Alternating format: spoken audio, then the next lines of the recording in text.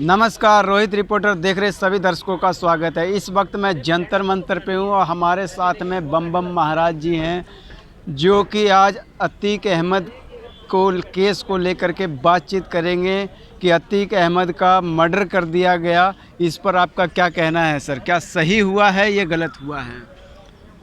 देखिए, अतीक अहमद का मर्डर, उसका कर्म जो था, उसका फल परिणाम के तौर पर हम देखते हैं। अब हत्या की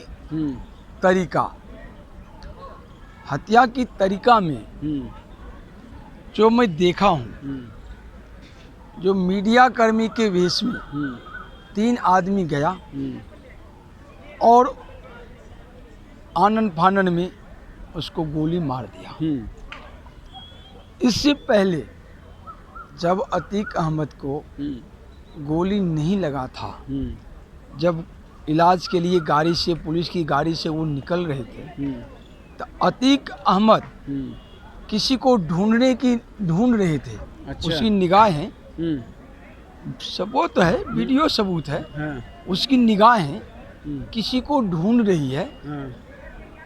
अब अतीक अहमद की निगाहें किसी को ढूंढ रही है, फिर वो नीचे उतरते हैं, फिर मीडिया के रूप में लोग आता है और उसको आनन फानन में गोली मार के फिर वो सरेंडर करता है, फिर वो जय श्री राम का नारा लगाता है। तो इन सब के बीच में यह एक प्रायोजित हत्या है और हत्या का प्रायोजन करने वाला योगी सरकार नहीं है, योगी की पुलिस नहीं है। इसमें मैं पूरी तथ्यों के आधार पर और गारंटी के साथ कह सकता हूं, जो अतीक अहमद की हत्या में यूपी पुलिस का और योगी सरकार का कोई रोल नहीं है। अगर किसी का रोल है तो जिस प्रकार अतीक अहमद अपने लड़कों की मौत के बाद से अंतर आत्मा से टूट चुका था और उसके बाद जिस प्रकार अतीक अहमद अपना संबंध पाकिस्तानी आईएसआई से वगैरह से कबूला था, और उसके बाद जिस प्रकार अतीक अहमद अपने अंदर के सभी राज्यों को जो रहस्य था उसको सरकार को बताने वाला था, तो उसकी राज जो है किस किस पर आघात करता, तो सवाल डर इन लोगों को था। अब अतीक का नज़दीकी, जब मनमोहन सरकार से वामपंथियों ने अविश्वास प्रस्ताव पार्लियामेंट में डाला था, अतीक अहमद जेल में था, उनको आनन फानन में जेल से छुड़ाया कांग्रेसियों ने, एंटीना मैनू ने, सोनिया गांधी ने, और अपनी सरकार बचाया। अच्छा। तो यहाँ संबंध अतीक अहमद और कांग्रेस का, मनमोहन सिंह का डायरेक्ट सामने आ रहा है। अब राज खुलता तो कांग्रेसियों का, सोनिया गांधी का, एंटीना मैनू, सबका राज खुलता। इसके बाद आ जाइए, सपा का वो, बसपा का वो विधायक था, एमपी था, राजनीतिक जो भी शुरुआत या अंत इनके द्वारा हुआ था, संसद में गए थे, विधायक बनते, जो भी हुआ था। अब लूट का धन अतीक अहमद की पेपर में आया है, प्रॉपर्टी 11,000 करोड़, 12,000 करोड़ सरकार ने, कई 100 करोड़ या कई हज़ार करोड़ या 1100-1200 करोड़ सरकार ने जब्त भी किया, यूपी सरकार ने।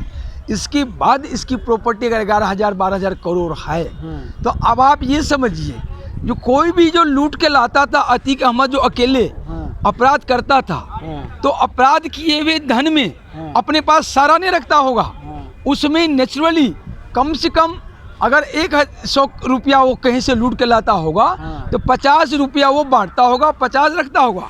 तो नेचुरली इसमें आप समझ लीजिए, जो अतीक अहमद 11,000 करोड़ उसकी संपत्ति थी, तो नेचुरली 11,000 करोड़ की ही संपत्ति जो सपा की मुलायम सिंह यादव के बेटे के पास गया है, जो अतीक अहमद ने कमा के शेयर किया है, और सेम दौलत में से हिस्सा 5,000 करोड़, 4,000 करोड़ जो भी हो, मायावती को दिया है, बसपा को दिया है, वो लूट के मार में, क्योंकि उनको अतीक अहमद को अपराध करने के बाद निर्दोष मुलायम सिंह यादव कहता है, खून करने के बाद कहता है वो निर्दोष है, मेरी इज्जत बचाने के लिए सरेंडर किया है, और बार बार उसको समर्थन दे के एक अपराधी को संसद में पहुंचाना, विधानसभा में पहुंचाने वाली बात करना, ये संरक्षण देना।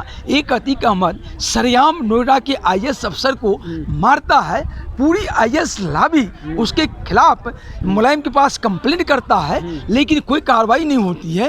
एक अतीक अहमद इतना मतलब गुंडा बन गया था, जिसकी गुंडा राज से पूरा यूपी दहल रहा था और आसपास की एरिया भी दहल रहा था, और उसको संरक्षण जो दिया, तो इन सभी का मायावती और बसपा एलोंग विद बसपा के कुछ अन्य leader, Samajwadi party Mulayam Singh along with Akhilesh Yadav and उनको कुछ leader, Congress party Sonia Gandhi along with Rahul Gandhi, Manmohan Singh along with ये पी चिदम्बरम, कपिल सिब्बल वगैरह, अभिषेक मनु सिद्धि वगैरह जो उसको यूज किया है, इन सब का नाम वो अतीक अहमद खोलने वाला था।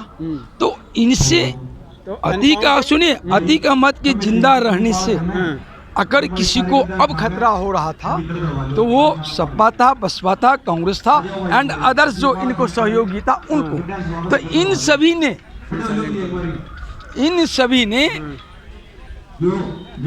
प्लान बना के अतीक अहमद की हत्या किया, न कि योगी सरकार ने हत्या किया, न कि यूपी पुलिस ने हत्या किया, क्योंकि यूपी पुलिस को, योगी सरकार को तो उनसे सबूत मिलने वाला था, तो वो तो उसको और जिंदा रखता है ना। लेकिन उसको इसमें वीडियो में ये देखा गया है कि जब उसको हत्या कर गोली मारी जा रही थी अतीक अहमद को, तो यूपी पुलिस जो है चुपचाप हाथ बांधे खड़ी हुई थी, ना तो लाठी था ना पिस्टल थे उसके पास। ऐसा है, अगर आपको किसी प्रकार की कोई क्राइम का भावना अंदेशा होता है तो उस हिसाब से सारी बातें सोची जाती है।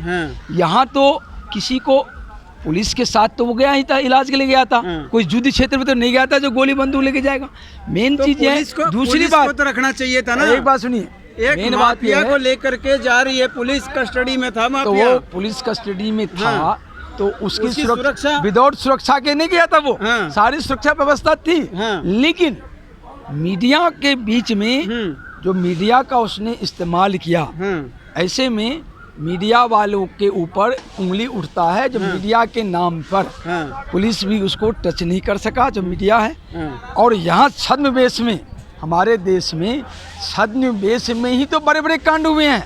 तो और यही छद्म सुनिए, यही इसी छद्मवेश में इन लोगों ने अतीक को मारने वाले कोई भी नहीं, अखिलेश यादव हैं, मायावती हैं, आप कांग्रेस पार्टी हैं। डायरेक्ट सबूत के आधार पर, क्या सबूत है? यही सबूत है जो ये सभी इस अतीक को अपराधी बनाया और परचम तक, अंजाम तक पहुंचाया।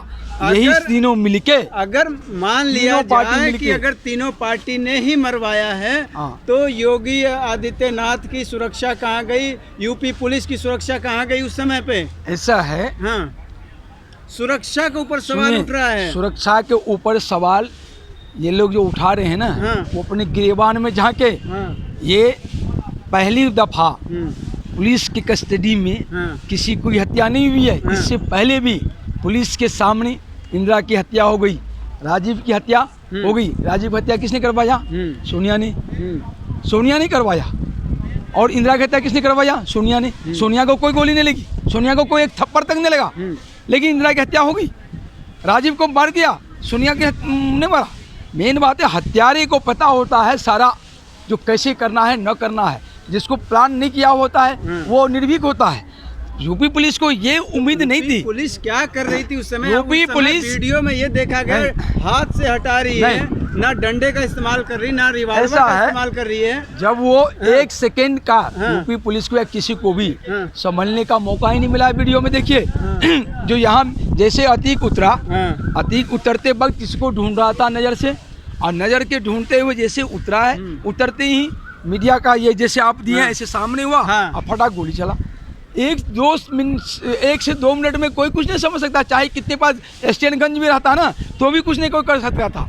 मेन चीज है, वीडियो के अंदर से ये दिखाया गया है कि पुलिस हाथ से हटा रही है उसको, साफ वीडियो फुटेज है। हाथ से नहीं हटाएगा तो मीडिया को क्या करे, थप्पड़ मारेगा। मीडिया को नहीं, जिसने गोली मारा गोली उसको। मारा वो मीडिया ही वाले ही था, जिसको हाथ से वो देखिए मैं इतना जानता हूँ मीडिया के भेष में था। अरे हाँ मीडिया के बेस में था ना। हाँ। तो मीडिया वाला हुआ ना, तो मीडिया वाला को क्या करेगा, थप्पड़ मारेगा तो सारा मीडिया उसके पीछे नहीं चल जाएगा। मीडिया वाला थप्पड़ मारा, मीडिया वाला को तो हाथ से ही हटाएगा। मीडिया के हाथ में अपराधी जब भागा माइक नहीं, होता- अपराधी भाग नहीं सका, अपराधी अरेस्ट हो गया। हाँ। अपराधी को गोली नहीं मार सकता था, वो अरेस्ट हुआ। और जो जांच प्रक्रिया हिंदुस्तान में है वो अंग्रेजों की बनाई हुई कानून व्यवस्था है, जांच प्रक्रिया है। यहाँ दिक्कतें आती है, बाकी रुक जाइए, समय बदल रहा है। 2024 का इंतजार कीजिए ना। 2024 जिस प्रकार 2014 ने बहुत बड़ा आगाज हिंदुस्तान को दे दिया, उसी प्रकार 2024 एक ऐसा आगाज देने जा रहा है जिस आगाज में ये सारे देशद्रोही गद्दार जो सैकड़ों साल 137 साल 38 साल से लेकर और 40-50 साल जिसकी जो स्थापना का टाइम ऑफ लाइफ है, लाइफ ऑफ टाइम है, वो हिसाब से कर रहा है, उसका अंजाम भुगतेगा वो लोग। गद्दार अब नहीं टिकेंगे हिंदुस्तान में, देशभक्त मरेंगे नहीं, गद्दार ठहरेंगे नहीं। आपको इनका विचार कैसा लगा, आपके ऊपर हम छोड़ते हैं। कमेंट बॉक्स में आप अपना राय जरूर दीजिए। धन्यवाद।